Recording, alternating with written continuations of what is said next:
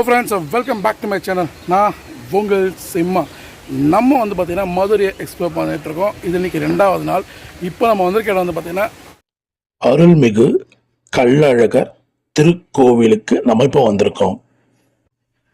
So இங்கே இருக்கக்கூடிய பெருமாளை நம்ம தரிசனம் முடிச்சுட்டு நான் வந்து இந்த கோயிலோட சிறப்புகள், இந்த கோயிலோட சிறவராறு இல்லை எல்லாமே உங்களுக்கு சொல்கிறேன். வாங்க இப்போ நம்ம தரிசிக்க போகலாம்.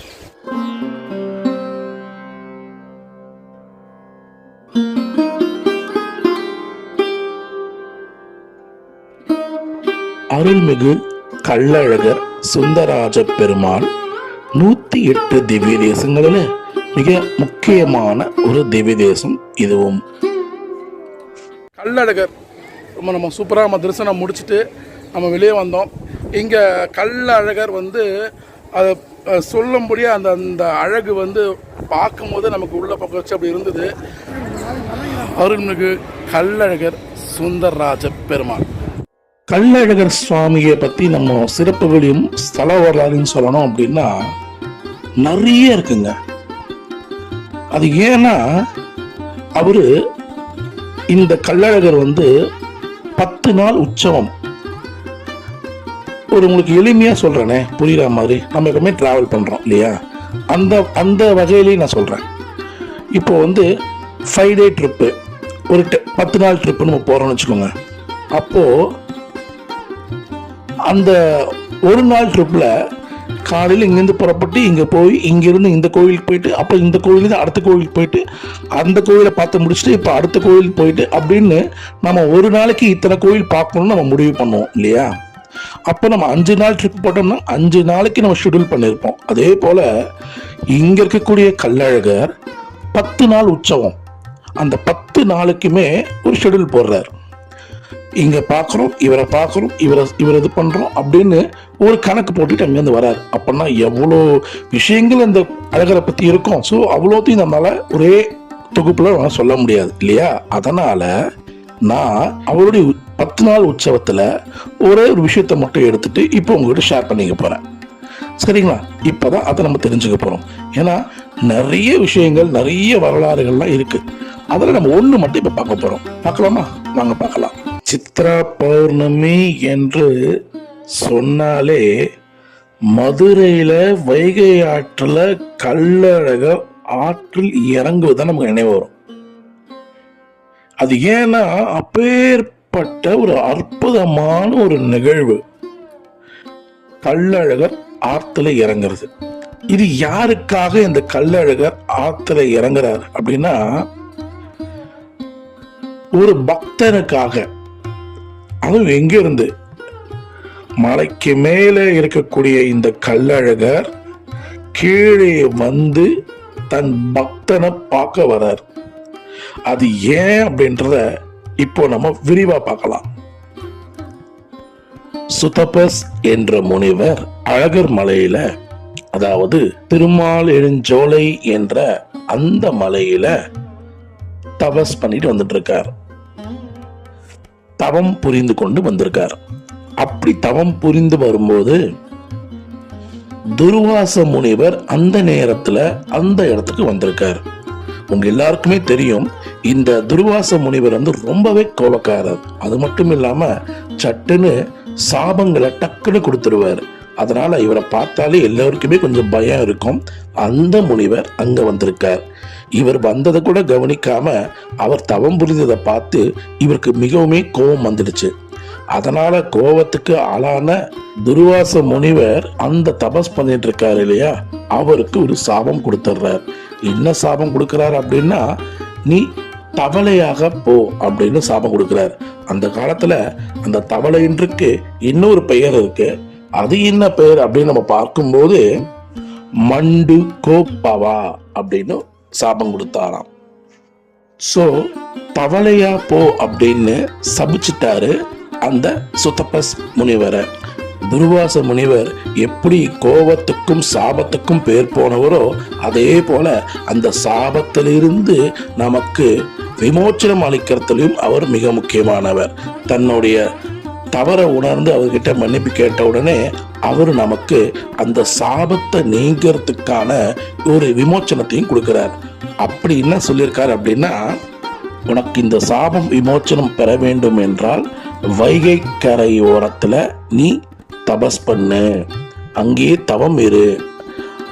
சித்ரா பௌர்ணமி மறுநாள் அழகர் உனக்கு வந்து இந்த பாவ விமோச்சனத்தை அளிப்பாரு அப்படின்னு சொல்லிட்டு அங்கிருந்து போயிட்டாராம். கள்ளழகர் பார்த்தாராம், அந்த பக்தராகிய சுதபஸ் என்கிற முனிவர் இப்போது மண்டுக்க முனிவர் சாபம் பெற்றதனால அவருடைய சாபத்தை போக்கதற்காக கள்ளழகர் மலையில் இருந்து புறப்பட்டாராம். அப்படி மலையில் இருந்து புறப்பட்ட அந்த கள்ளழகர் மதுரை வைகை ஆற்றை நோக்கி வருகிறாராம். அப்ப பார்க்கணுமே, அப்படி ஒரு அற்புதமான ஒரு காட்சி கள்ளழகரை நம்மளால பார்க்க முடியும்.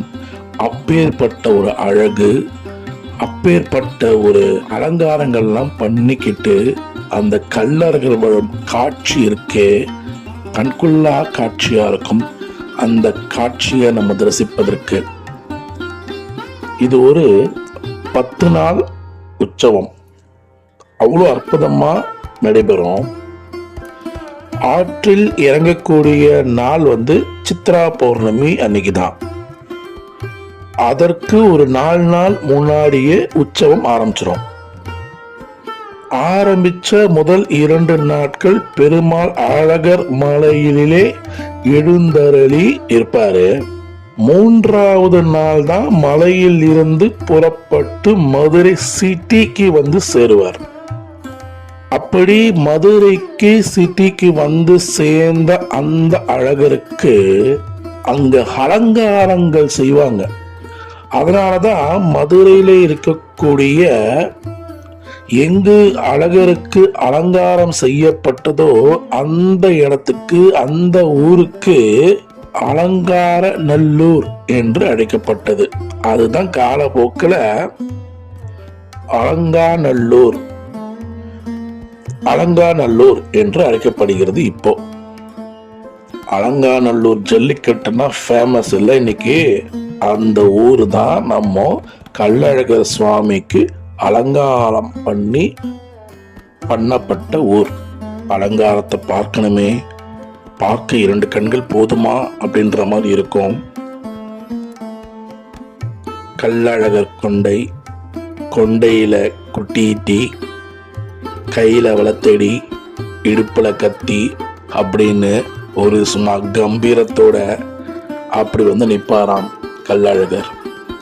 பார்க்க கண்கொள்ளா காட்சியாக இருக்கும்.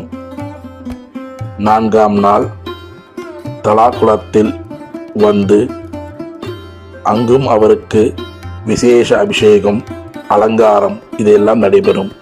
5ஆம் நாள் சித்ரா பௌர்ணமி அன்று வைகை ஆற்றில் வந்து இறங்குகிறார் அழகர்.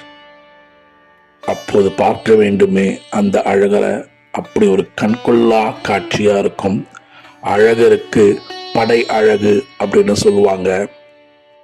ரங்கநாதர் ஸ்ரீரங்கத்தில் இருக்கிறவருக்கு நடை அழகு, திருநாராயணபுரம் செல்லப்பிள்ளை அவருக்கு முடி அழகு, ஸ்ரீவில்லிபுத்தூர் ரங்கமன்னாருக்கு தொடை அழகு, கும்பகோணத்தில் சாரங்கமாணி பெருமாளுக்கு கிடையழகு, அதாவது பள்ளி கொண்ட திருமேனி. இங்கு அழகருக்கு பார்த்தால் படையழகு, அதாவது 100 படையப்பா என்று சொல்லுவோம் இல்லையா, அந்த படையழகு இந்த கள்ளழகருக்கு. அப்படி அவரை சுற்றி அடியார்கள் எல்லாம் அப்படி சூழ்ந்து வந்து கொண்டிருப்பார். அப்படி வரும் அந்த அடியார்கள் எல்லாம் அழகர் மீது தண்ணீர் பீச்சி அடித்தல் அப்படின்னு ஒரு விஷயம் நடக்கும். அது என்ன அப்படின்னா, அழகர் அற்புதமான ஒரு வந்து கொண்டிருக்கும் வேலையில வெயில் கொஞ்சம் அதிகமா இருக்குமா, சித்திரை மாசம் இல்லையா, அதனால அவருக்கு வெயிலுடைய தாக்கம் இல்லாதபடி அடியார்கள் தண்ணீரை பீச்சி அடித்து அழகர் மீது அந்த தண்ணியை அடித்து அழகருக்கு வெயில் தெரியாம பார்த்துப்பாங்களாம். அதாவது அழகரை குளிர செய்வாங்களாம். ஒரு அற்புதமான ஒரு நிகழ்வு. அந்த நிகழ்வு மதுரையில இருக்கக்கூடிய வீரராக பெருமாள் அழகரை எதிர்கொண்டு அழைப்பது வழக்கம். இப்படி வைகை ஆற்றில் இறங்கும் அழகர் வண்டியூரை நோக்கி செல்கிறார். இது 5ஆம் திருநாள். அதற்கு மறுநாள் 6ஆம் திருநாள் தேனூர் என்ற ஊர்ல தங்க கருட வாகனத்துல எழுந்தருளி அந்த மண்டுக்க முனிவருக்கு சாப விமோச்சனத்தை அளித்தார். சாப விமோச்சனத்தை அளித்துவிட்டு மீண்டும் வருகையில் வழிநடுங்க மரியாதையெல்லாம் பெற்றுக்கொண்டு 9ஆம் நாள் தன்னுடைய அழகர் மலையிலே சென்று அறிகிறார். புராணங்கள், ஸ்தல புராணங்கள் அடிப்படையில இதை நான் இப்போ உங்களுக்கு சொல்லியிருக்கேன்.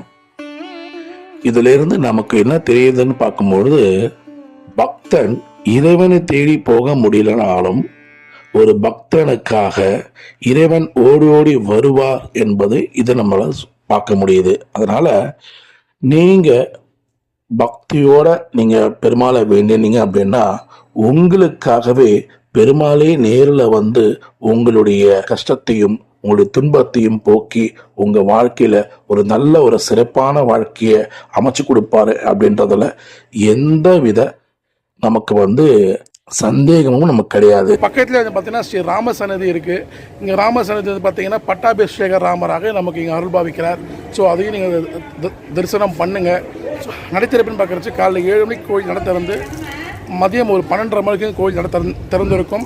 ஸோ மாலை திருப்பி 4 மணிக்கு கோயில் நட திறக்கப்பட்டு இரவு ஒரு 7:15 மணி வரைக்கும் இந்த கோயில் நட திறந்திருக்கும். ஸோ அதுக்குள்ளே நீங்கள் பெருமாளை சேவிச்சுக்கோங்க. ஸோ இந்த கோயிலுடைய ஸ்தல வரலாறு, இந்த கோயிலோட சிறப்புகள் என்ன சொல்லியிருப்பேன். உங்களுக்கு வீடியோ பிடிச்சிக்கோங்க. அதை பிடிச்சா லைக் ஷேர் பண்ணுங்கள். நம்ம சேனலில் முதல் முறையாக பார்க்கலாம், சப்ஸ்கிரைப் பண்ணி எப்படி வச்சுக்கோங்க. நாற்பது இஸ்லாமிய நோட்டிஃபிகேஷன் வரும். ஹலோ ஃப்ரெண்ட்ஸ், நம்ம அழகர் சுவாமியை தரிசனம் முடிச்சுட்டு இங்கே 18ஆம் படி கருப்பண்ண சுவாமியை நம்ம தரிசனம் பண்ணோம். மறக்காமல் பண்ணுங்கள். தரிசனம் முடிச்சுட்டு இப்போ இங்கேருந்து நம்ம பழமுதிர்ச்சோலை போகிறோம்.